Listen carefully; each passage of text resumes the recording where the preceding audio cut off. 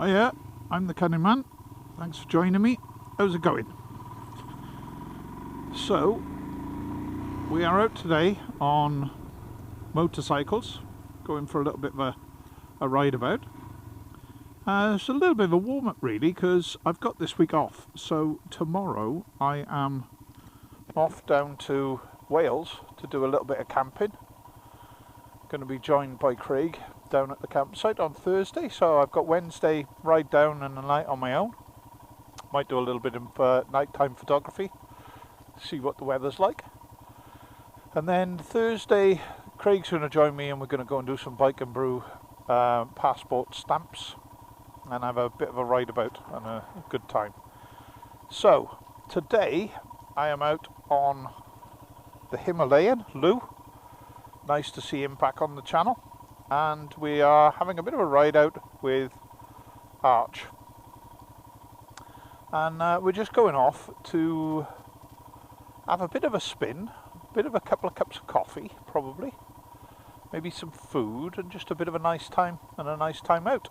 However, I wanted to point out the paradox of being a motorcyclist. So when you arrange to go out with your mates for a ride, everybody wants to get on their bikes and go for a ride at their own kind of time scale. And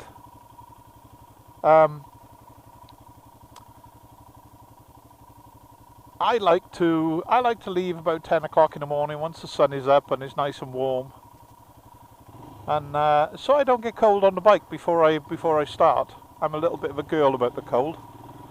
However, Arch, he also likes to leave about 10 o'clock. We haven't long left his house and it's 10:05. Now this is the paradox of being a motorcyclist, is in order to go for a ride at 10 o'clock, one of you has to get your fat lazy arse out of bed early and ride over to meet the other one. Unless you live next door to one another. And I don't live next door to Arch. I don't live anywhere near him. So I had to drag my arse out of bed at 8 o'clock this morning and ride across through Birmingham's rush hour traffic and the cold to meet up with Arch to go for a ride at 10 o'clock. So I am currently not feeling it, because I've already been on a bike for an hour and a half. And it's not that riding I'm not feeling, or the fact that I got cold. It's the traffic, mate. Riding around in Birmingham is just chaos, and there seems to be this weird phenomenon in Birmingham where at least one time, every time you take a motorbike out to ride, somebody will actively try and kill you. And I'm not talking about accidentally pulling out in front of you or cutting you up or anything like that. They will actually point their car at you and make you swerve out of the way. And it's chaotic and dangerous. And I don't know why the West Midlands is the way that it is, but I have ridden motorcycles all over the country and I have never experienced the dangerous and just outright poor driving that I've experienced in Birmingham and surrounding areas. Anyway, I'm not going to whinge and moan about it, because as you can see, we're now riding along with no traffic around us. So I'm going to return to my Zen Buddhist state and try not to get angry about the whole situation. So sometimes the motorcycling gods smile upon you and sometimes they don't. And here we are in the countryside. Some lovely sweeping roads, fantastic on a motorcycle, and in front of us we have a motorhome, and in front of that we have a great big gravel truck, which means that we are currently trucking along at a breakneck, probably about 19 mile an hour. Now I don't mind that. I'm not one for breaking the speed limit. I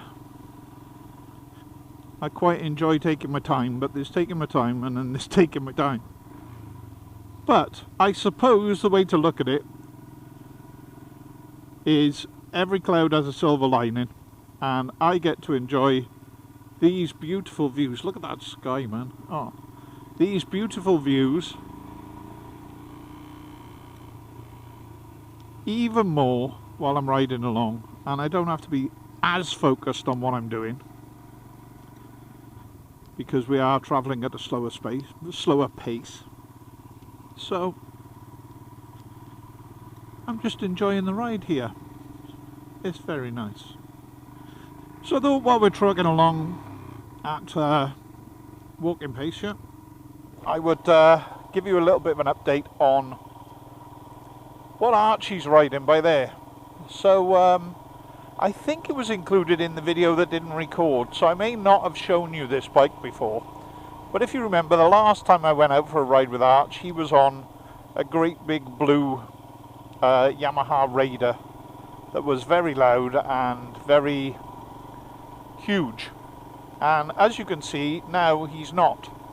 That he's riding is a Suzuki 650 Bergman, which is technically a scooter. I mean, it's about as far away from a scooter as it's possible to get, because it's got a bigger engine than this. So the reason he's done that is because Arch has got some, like myself, has got some ongoing health issues, specifically around his hips and his knees and his feet. And he got to the point where even as low as that Raider was, he couldn't actually get his leg over it and hold the weight up.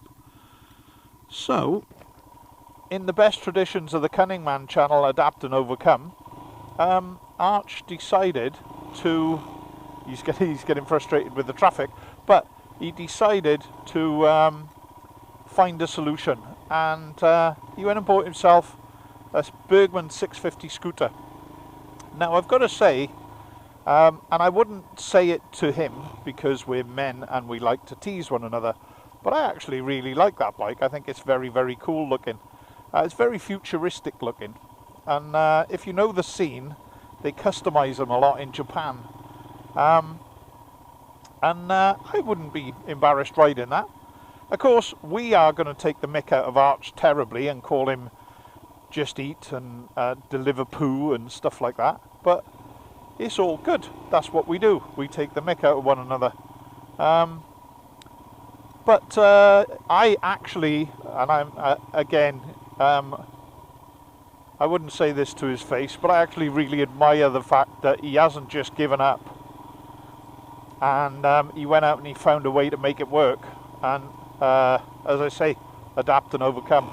And you've got to admire that, haven't you? Because it's still going to be quite painful to get on and off that bike, and he's still going to get stiff from riding, just like you do with a normal bike. But rather than let that bother him and slow him down, he went out and he found himself a bike that he could ride. So good on him. If I remember when we do stop, I'll give you a little bit of a tour around it, because it's quite a clever little thing. Well, it's not little actually, it's massive, but that's another story. And we'll have a catch up with him when we stop and see what he thinks of it. Right, as you can see, we're currently caught in chaos. So I'm going to concentrate on what I'm doing, and I'll catch up with you in a bit. So you rejoin us as we come through a little English village. Very pretty little English village.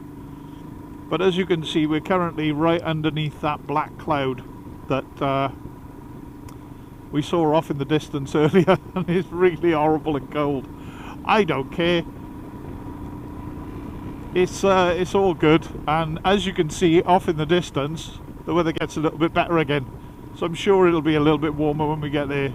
But I was honestly not expecting to take a ride in May and be riding along thinking I wish I'd brought my winter gloves.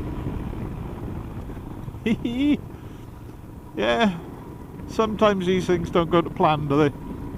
Oh, I tell you what, my bike fitness is rubbish. I've been riding now since roughly 8 o'clock this morning. 8, 9, 10, 11, 3 hours. God, I'm aching everywhere. I know it's colder, and I know the weather's not, you know, well, the weather does have an effect on you because you ride a little bit tighter and so on.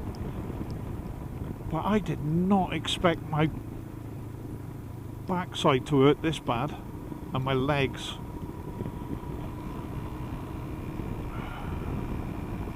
See, riding a motorbike is quite a physical activity, and much like any other physical activity, if you don't do it enough, then your bike fitness, as they call it, that goes away, and you end up that even the shortest rides can make you ache and feel uncomfortable because you're just not fit to do it. You know, you are muscling around a motorbike, and there are certain forces, G-forces and so on, that are in play that you don't get when you're driving a car.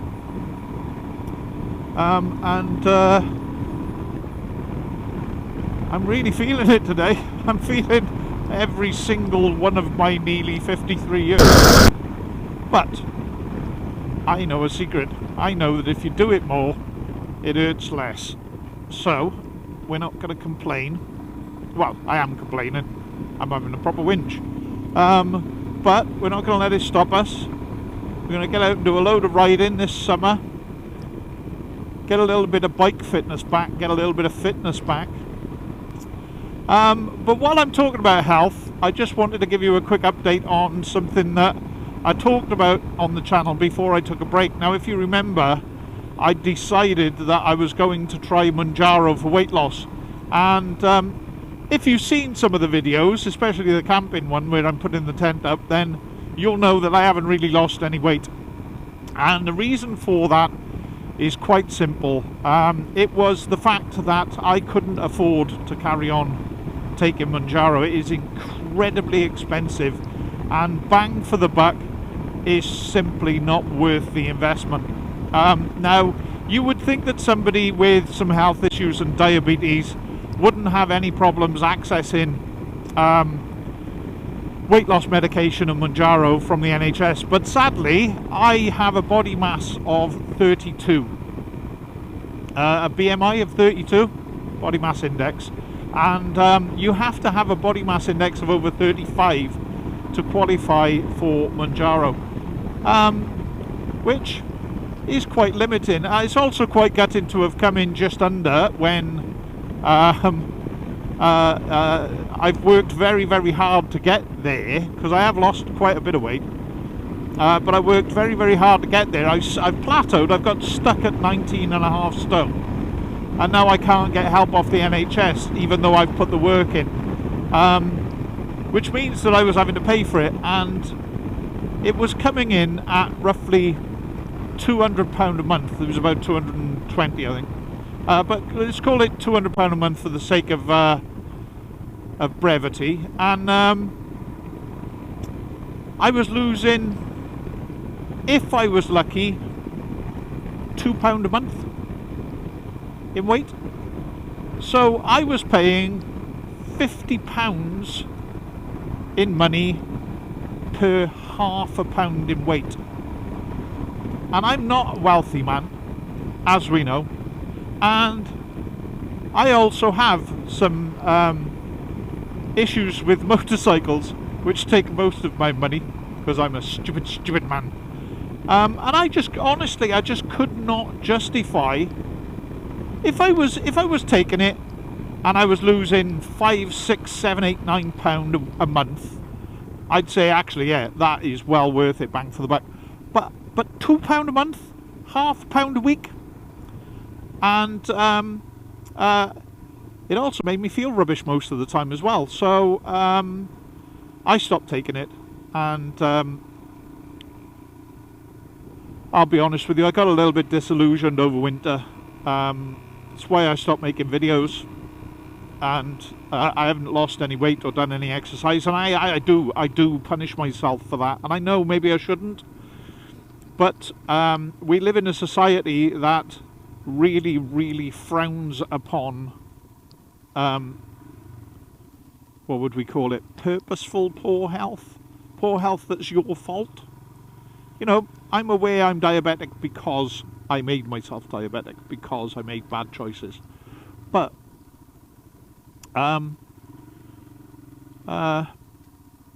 yeah, I got a bit down about it. But anyway, I will catch back up with you in a bit, because it looks like we're stopping for a bit. So Arch, I got a quick question for you. Are you comfortable on that? I was nearly asleep down there. Yeah, it looks really, really comfortable, and I'm very, very jealous. Very nice. Yeah. See, my backside is absolutely killing me. I'm alright. Yeah. That's fresh as a daisy. Arch, I hate you. So Arch, very proud of his new bike. Aren't you, Arch? What's the bike called? Ingrid. It's called. Why is it called Ingrid? It's a Bergman. Classic comedy. Ingrid Bergman. Yeah, but it's a cool little thing. It really is. I mean, there's masses of space on there. Look at this seat. This seat is just ridiculously big and comfortable, right? And then you've got all sorts of, like, oh, that one's locked. What are you keeping in there that you shouldn't be keeping? Toolbox, whatever. But yeah, it's a really nice little thing. Are you finding, Arch, that it's comfortable for you with your feet? Yeah, fantastic. So yeah, it's really nice, isn't it? I mean, we used to laugh at scooters. We still laugh at scooters, and don't get me wrong, I know he's my friend, but I'm still going to make all the just eat jokes. What's that sticker mean? That. What did you say it meant? Kiss my bottom. Kiss your arse. You can kiss my. Arch is getting used to the fact that you can swear on my channel now.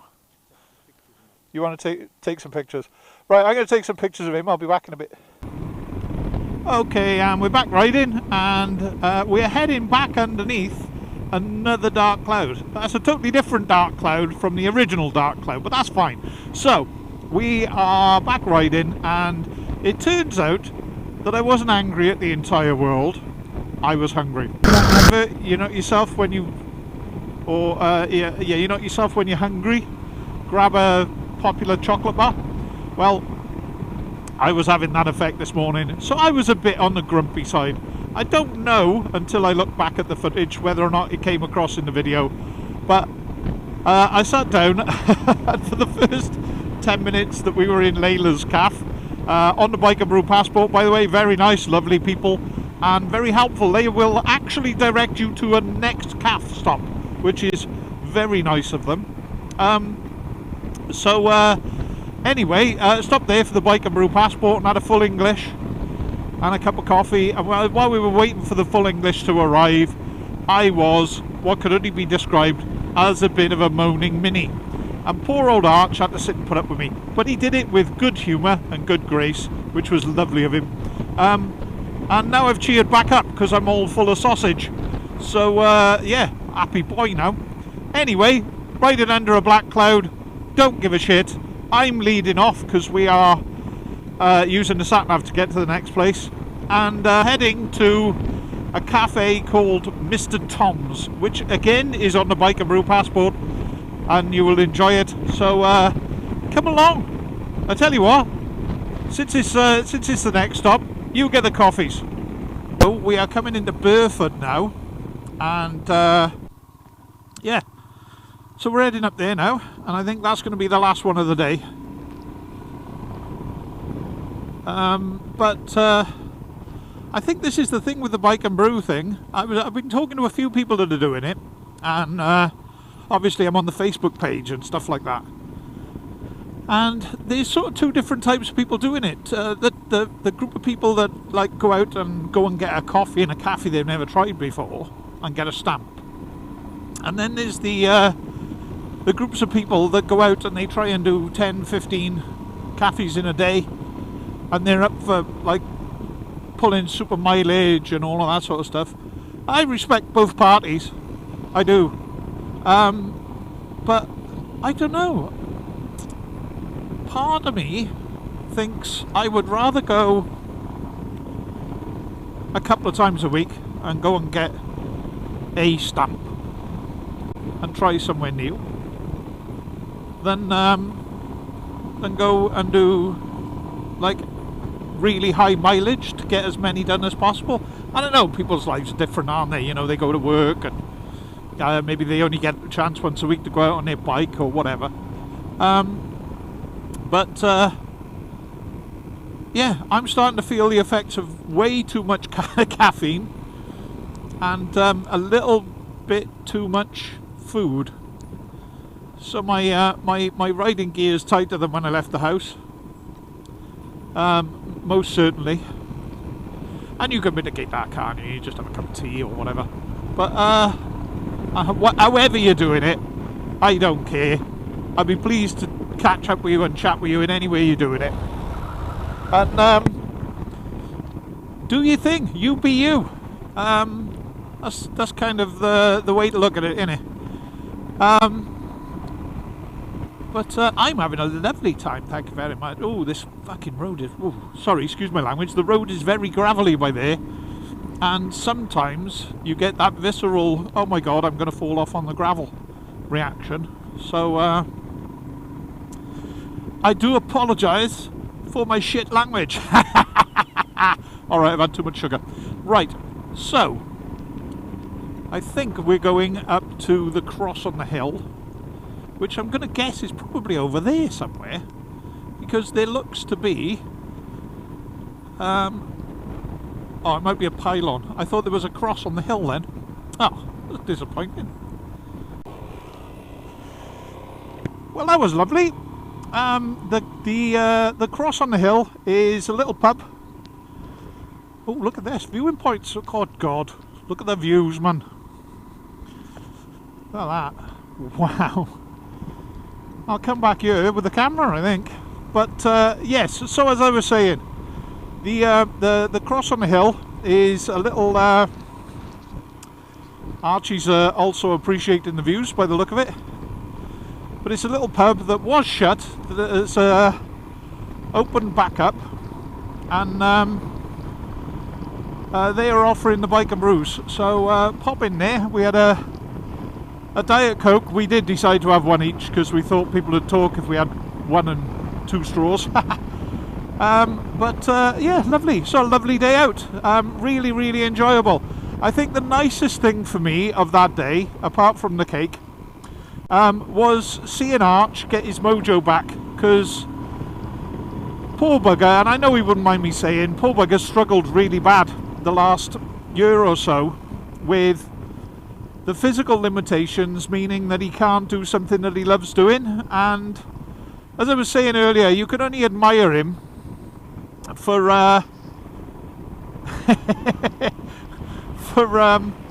finding a way that he can still do the thing that he loves, and that is incredibly admirable. So good on him. So yeah, hopefully this will be the first of many ride outs and bits and pieces. He's even talking about getting himself a little bit fitter again, and coming and doing some camping, so that'll be good.